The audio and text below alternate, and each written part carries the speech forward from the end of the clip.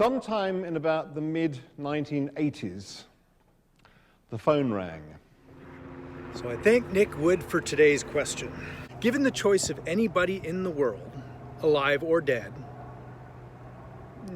time travel wise, not zombies wise, which sounds like a little bit less fun, who would I choose to have dinner with?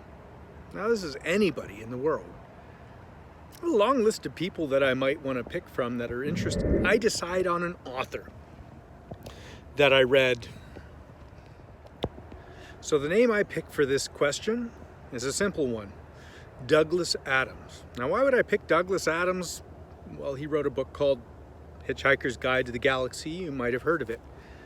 I read his book back in the early 2000s, and of all of the authors that I've read, his voice translates directly off of the page into what sounds like, in my head at least, his voice.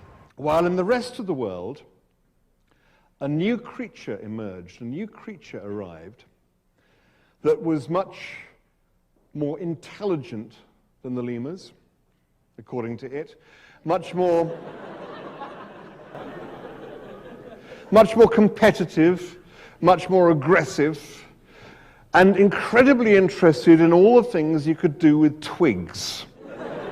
Twigs were absolutely wonderful. There's so much you can do with twigs. You can dig in the ground for things with twigs. You can burrow under the bark of trees for grubs. You can hit each other with twigs. If there had been copies of Twig User magazine around in those days, these creatures would have been lining up for it.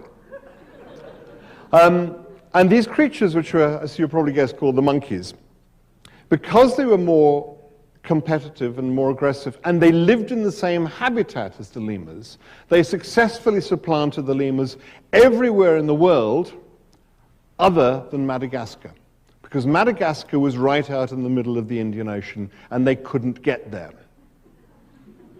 They couldn't get there until about 1,500 years ago, when, due to startling advances in twig technology,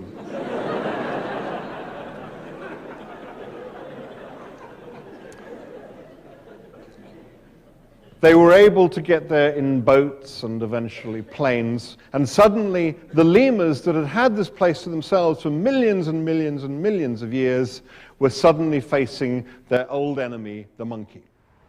That is the person that I would like to have dinner with, Douglas Adams, just because I can imagine his observations about his life, the world, would be interesting.